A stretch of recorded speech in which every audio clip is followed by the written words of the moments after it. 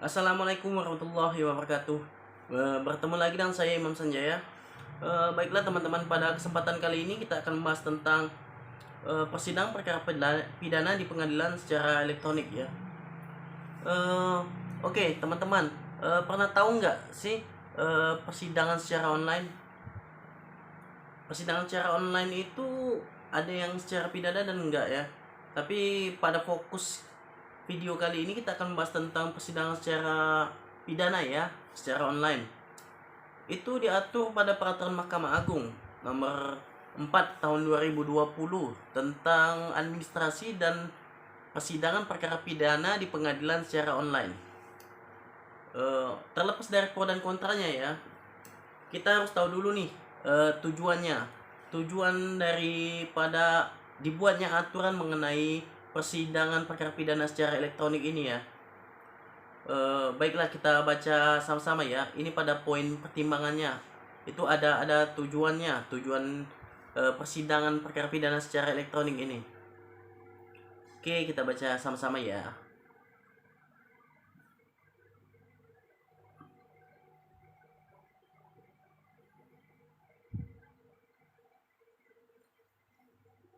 Oke, mulai dari poin A.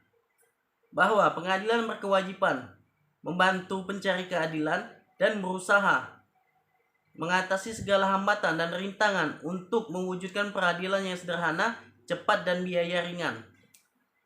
Jadi dibuatnya aturan tentang persidangan perkara pidana di pengadilan secara elektronik ini, itu salah satunya itu untuk mewujudkan asas peradilan yang sederhana, cepat, dan biaya ringan ya. Yang kedua, B ya, huruf B, bahwa cetak biru pembaruan peradilan 2010-2035 diantaranya bertujuan untuk mewujudkan peradilan modern berbasis teknologi informasi. Dari sini kita pahami ya bahwasanya sistem peradilan di Indonesia ini sudah sangat ketinggalan sekali, makanya dibuat aturan ini guna mengikuti perkembangan zaman ya. Jadi teknologi informasi itu memang dikedepankan, apalagi pada era revolusi industri 4.0 ini ya. C. Bahwa dengan adanya perkara yang terkendala keadaan tertentu membutuhkan penyelesaian secara cepat dengan tak menghormati hak asasi manusia.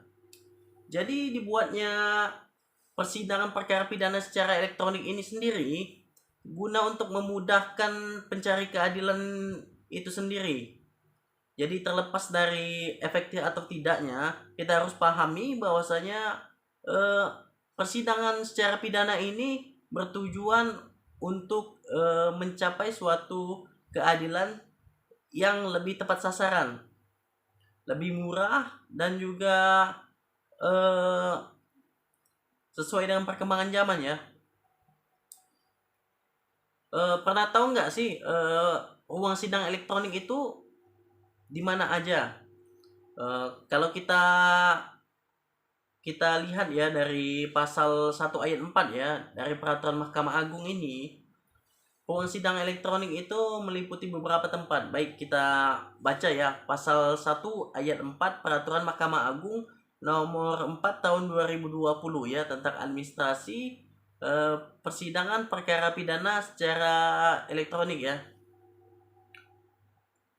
Pasal 1 ayat 4. Ruang sidang elektronik adalah ruang sidang di pengadilan yang meliputi kantor kejaksaan, kantor rutan atau lapas, atau tempat lain yang ditetapkan oleh hakim atau majelis hakim. Jadi ada beberapa tempat nih. Yang pertama itu kantor kejaksaan. Kantor kejaksaan bisa nih.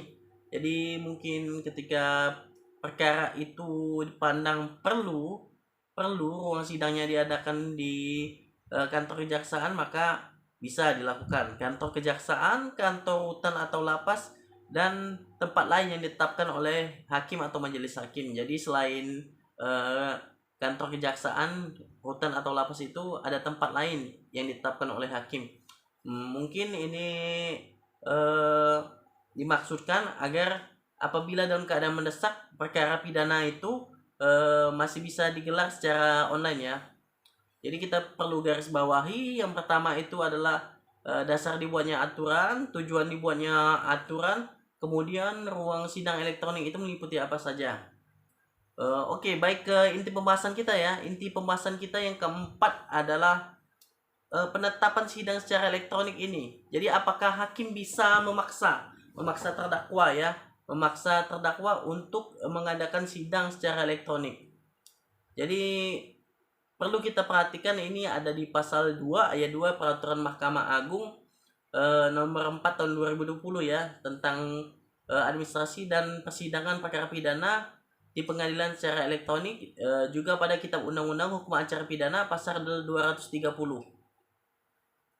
Baik, kita masuk ke pasal 2 ayat 2. Dalam keadaan tertentu, baik sejak awal persidangan perkara maupun pada saat persidangan perkara sedang berlangsung, hakim atau majelis hakim karena jabatannya atau atas permintaan dari penuntut dan atau terdakwa atau penasihat hukum dapat menetapkan persidangan yang dilakukan sebagaimana dimaksud pada ayat 1 maupun secara elektronik dengan cara sebagai berikut.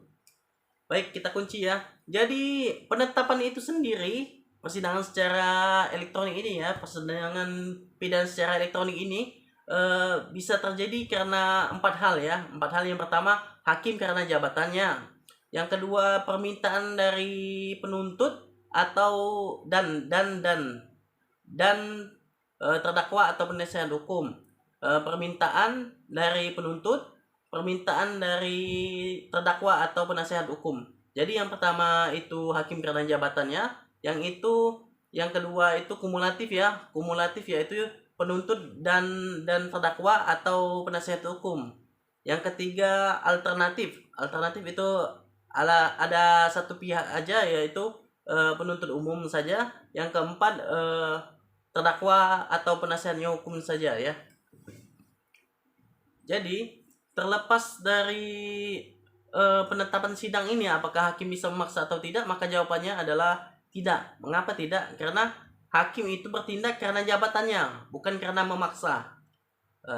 Dalam peraturan ini juga tidak dibahas dengan jelas ya, apakah terdakwa atau kuasa hukumnya itu bisa menolak diadakan sidang pidana secara elektronik ini. Namun dalam pasal 230 ya, 230 KUHP ya, Kitab Undang-Undang Hukum Acara Pidana ya. Oke, kita baca sama-sama. Begini bunyinya. Pasal 230. 1. Sidang pengadilan dilangsungkan di gedung pengadilan dalam ruang sidang. Nah, di sini dengan jelas disebutkan bahwasanya sidang pengadilan itu diadakan di ruang pengadilan ya, di gedung pengadilan ya, di ruang sidang. Jadi persidangan secara elektronik ini sendiri sebenarnya itu sudah bertentangan dengan Kitab Undang-Undang Hukum Acara Pidana. Tapi perlu kita garis bawahi ya, bahwasanya tujuan dari diadakannya sidang pidana secara elektronik itu yang pertama itu untuk asas pengadilan sederhana, cepat dan biaya ringan. Kemudian juga untuk perkara tertentu yang mendesak, dan juga untuk mengikuti perkembangan zaman itu. Jadi kalau boleh saya berpendapat, sebenarnya harusnya yang dilakukan itu adalah yang pertama kali kita adalah merevisi Kitab Undang-Undang Hukum Acara Pidana kita terlebih dahulu, baru kita menerbitkan peraturan Mahkamah Agung ini. Tapi kita termasuk apresiasi yang sangat tinggi, karena ini merupakan suatu bentuk komitmen dari Mahkamah Agung guna menegakkan keadilan yang seadil-adilnya di negara Republik Indonesia ini. Jadi kesimpulannya, sidang perkara pidana itu secara teknis itu tetap berlaku selama peraturan Mahkamah Agung ini belum dicabut gitu. Tapi untuk memperbaiki sistem hukum acara kita, maka harusnya terlebih dahulu diadakan revisi tentang Kitab Undang-Undang Hukum Acara Pidana. Baik, sekian ya dari saya ya. Jadi kesimpulannya, hakim itu tidak bisa memaksa terdakwa untuk mengadakan sidang secara elektronik Dan yang kedua, sidang secara elektronik itu sendiri hanya dapat dilakukan bukan karena pemaksaan, tapi karena wewenang jabatannya yang melekat pada hakim tersebut. Yang ketiga, terlepas dari pro dan kontranya, tujuan dari Mahkamah Agung itu ialah untuk menegakkan keadilan.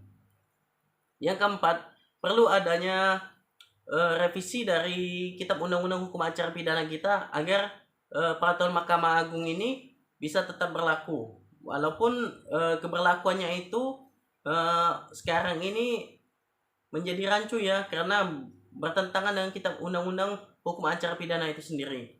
Baiklah, sekian dari saya ya. Pada kesempatan yang akan datang mungkin kita akan membahas hal-hal yang lain. Apabila saya ada kesalahan, saya mohon maaf. Semoga video ini bermanfaat. Dan sampai jumpa. Jangan lupa klik like, share, dan subscribe video ini ya. Baik, assalamualaikum warahmatullahi wabarakatuh.